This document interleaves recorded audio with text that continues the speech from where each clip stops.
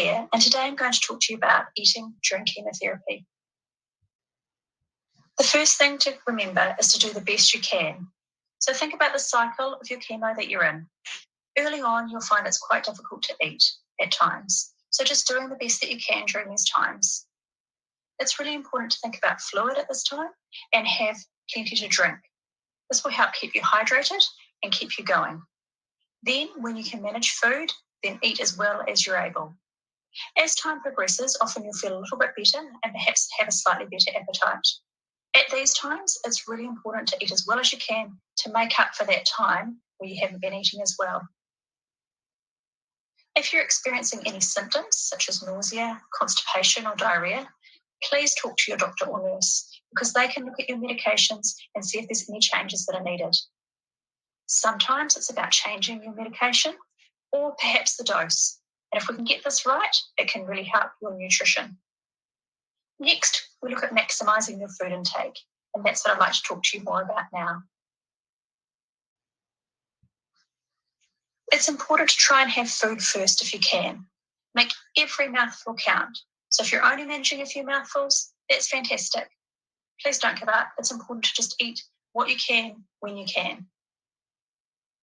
Throw out the rules. There's no good food, bad food. It really doesn't matter what you eat or when you eat it, as long as you're trying to have something to eat as regularly as you can. Often, a larger plate can be quite off-putting. So if you can cut it down to a smaller plate and just tackle a small amount at a time, that can be easier. Having small and often spread across the day can be much better tolerated. Try and look for foods that are your favourites. Now, this might change from what you usually have before chemo, but go with the ones that you're enjoying at the moment and eat them as often as you can. It can sometimes help to change flavours or textures. So looking for crispy or soft or perhaps salty or sour or sweet or savoury. Go with the foods that you're enjoying. Often, distractions can be helpful as well. So rather than focusing on the meal or focusing on the food that you're having, doing something to distract you from the job of eating. So talking to a friend on the phone, perhaps watching TV, even doing a crossword or a Sudoku can help. That way, hopefully you'll eat a little bit more. I have a client who told me that she liked to have snack boxes beside her chair in the lounge. So it was easy for her to get food and not having to get up off the chair and go to the kitchen. She had a nice selection of nuts, some crackers, some crisps or chips, and some chocolate, and a few bits of dried fruit as well. That way she could just nibble on what she felt like when she was still in her chair. Drinks are really important. As I said before, keeping yourself hydrated will really help. So having small and often, and sometimes having them between your meals can be easier. If these drinks can have some extra nutrition in them, then that can be a benefit too. So things like milkshakes, smoothies, or even nutritional supplement drinks can be of benefit. In summary, what we want you to do is snack between your meals. So small and often spread across the day. If you can include nutritious drinks, then that's fantastic.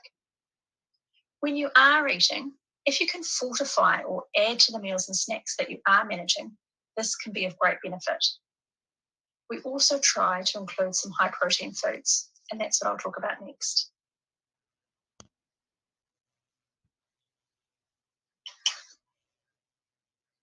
If you can add some of these foods to your meals, often it won't add any bulk to that meal, but it'll add extra nutrition, calories, to help keep you going. So, for example, if you're only managing a piece of toast or perhaps even half, if you can put a generous spread of butter or margarine on that, perhaps with some peanut butter and jam, that will give you a lot more energy or a lot more calories than it would if it was just the plain piece of toast. This is, of course, as long as you can tolerate it. So looking for things like dips or pesto or guacamole can sometimes help, or even just snacking on cakes and biscuits are fine at this time.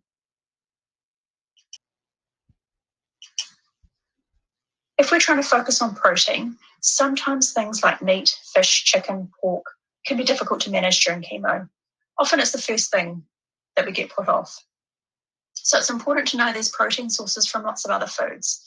Things like dairy products or dairy alternatives, yogurts, the cheeses, that sort of thing. And then there's things like eggs, which are a fantastic source of protein. You can also have legumes like kidney beans, black beans, etc.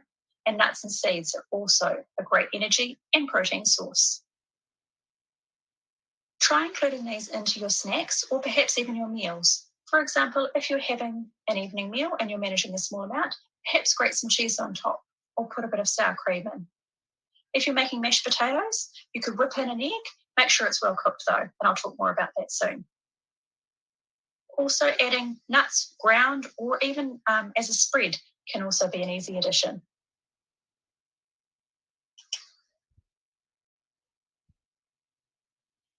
If you're having a milkshake or a smoothie, here's a couple of ideas that you might like to try. There's a milk-based one and a dairy-free one. So we'd start with a bit of milk, either normal cow's milk or a soy milk, and then add some extra things to help increase the protein. So you could add some milk powder or cream, or perhaps some coconut cream or avocado. Then adding something like ice cream or yogurt, either a dairy or non-dairy source.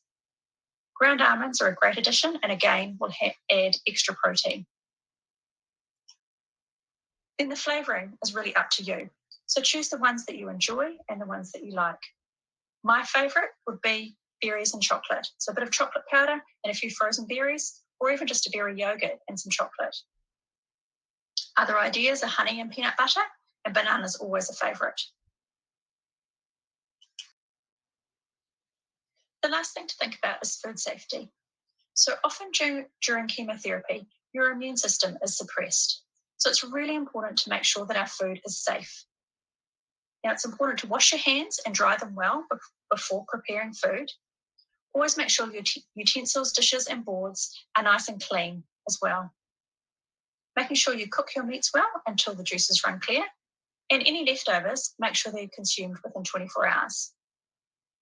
If you're reheating these, it's really important to reheat them until they're hot, not warm. And any food that is stored in the fridge should be well covered, separating raw and cooked foods as well. Thank you, and I hope there's been some useful information in this.